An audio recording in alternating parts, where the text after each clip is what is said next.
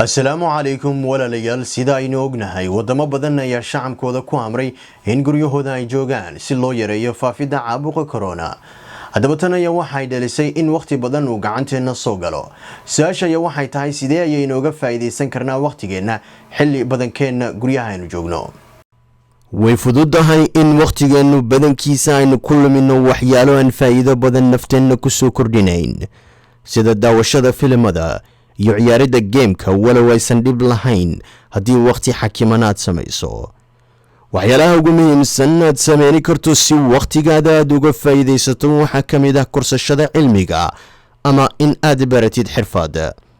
dunida casriga ah ee teknolojiyadda hormuudka u tahay waxa ay fududeysay in si fudud waxaynu ku baranno.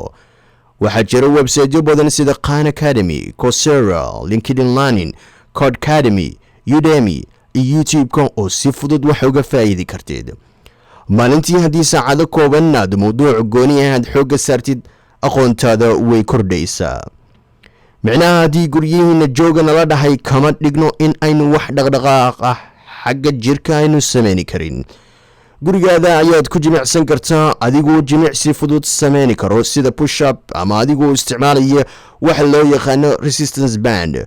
sidoo kale waxaad sameyn kartaa inaad banaanka waxyar ku soo socdid. waxaad fiirisaa sharciga magaalada ama wadanka aad ku nooshahay in la ogol yahay inaad banaanka ku soo socdid.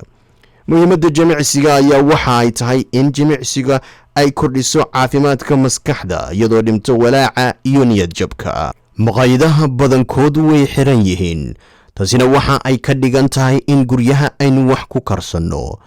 haddii aad iskaabula tahay aadanna aqoon sida wax loo kariyo, waxaa la joogaa xilligii aynu baran lahayn karinta cuntada. muhiimadda ay leedahay inaad baratid sida cuntada loo kariyo waa inaad isku filnaansho gaari kartid adigoo aanan ku tiirsanaani doonin maqaayadaha ama reerkaada. YouTube-ka waxaa jiro channelo badan oo sharaxo sida cuntada loo kariyo. haddaba ka faa'iideyso. waqti waxaynu ku jirnaa adag waxaana loo baahan yahay in eebe aynu ku xirnaano. ducooyinka, soonka iyo cibaadadana aynu badino.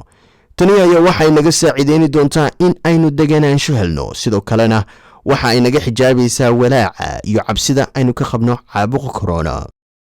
waqti badan ayaynu gacanta ku haynaa. waxaan kaga faa'iideysan karnaa in aynu xiriirino qaraabada. iska warqabka xilligan waa wax muhiim ah. waxaana nagu waajib ah in waayeeladeenna si gaar ah uga warqabno. sidoo kalena aynu iswacyigelinno. dadka ayaa xowli u adeeganayo dukaamada qaarkoodna alaabaha way ka dhammaadeen.